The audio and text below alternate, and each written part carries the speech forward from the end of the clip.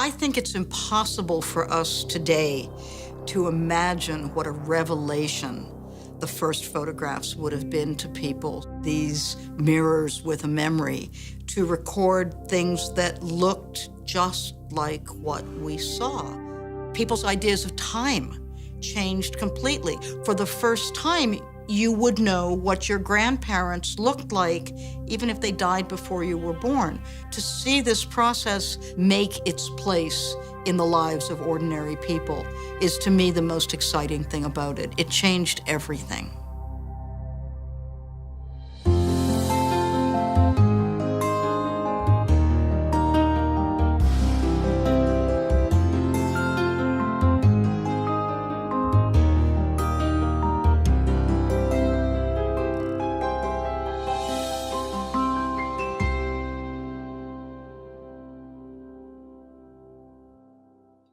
In 1814, 1815, you have a man named Nicephore Niepce. And what he discovered was that asphalt was sensitive to light. He'd paint the solution on a piece of glass and put an engraving on a piece of paper on top of that. And where the light shined through and exposed that asphalt, it hardened. If you put that piece of glass with the asphalt into a solvent, it will remove the areas that weren't hardened.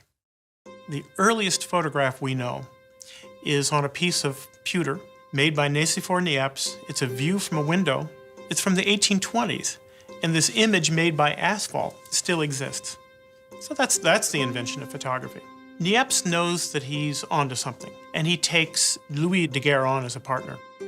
Daguerre was well known in Paris in the 1820s, well before the 1839 announcement of the Daguerreotype. He was a showman. He ran this 75-foot diorama. Daguerre himself wants to make images. He understands how a camera obscura works. Niepce didn't have the money. He didn't have the youth. He didn't have the health. He really kick-started Daguerre. When Niepce died, Daguerre continued his experiments on his own.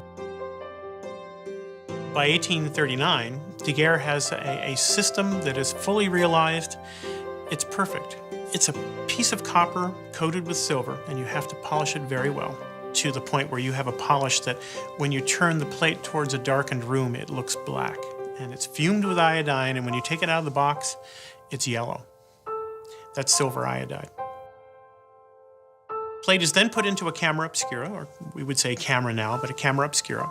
Given enough time, it's exposed. When you take it out of the camera in a darkened room, there's nothing to see on the plate. Completely invisible, same yellow coating. But when you put it in another box with a little container of mercury and heat the mercury, the fumes of the mercury dance upon the plate. And when you withdraw that from the box, you have an image.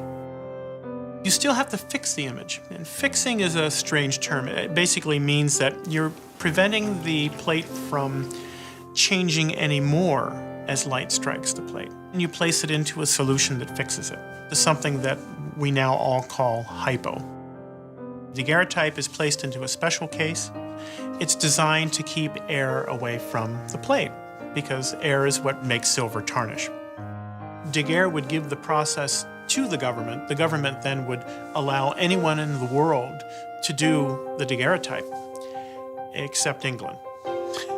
And so if you wanted to make daguerreotypes in England, you had to pay a fee. This is the Giroux daguerreotype camera. It would be the world's first commercially manufactured and sold cameras. It's the camera, but it's also the system that goes with it that you need to process, sensitize and process the image. It was essentially an American phenomenon. It was the Americans that embraced it, that used it. It was Americans that were leaving home and striking out further and further west so that people could have something to think about and to reflect on and to remember people by.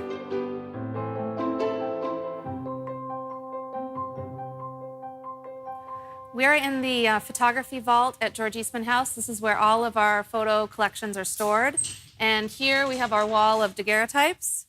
We have one of the largest collections of daguerreotypes in the world, over 3,500 daguerreotypes, including 1,500 French daguerreotypes, which is the largest collection of French daguerreotypes outside of France. The daguerreotype is both a negative and a positive image at the same time.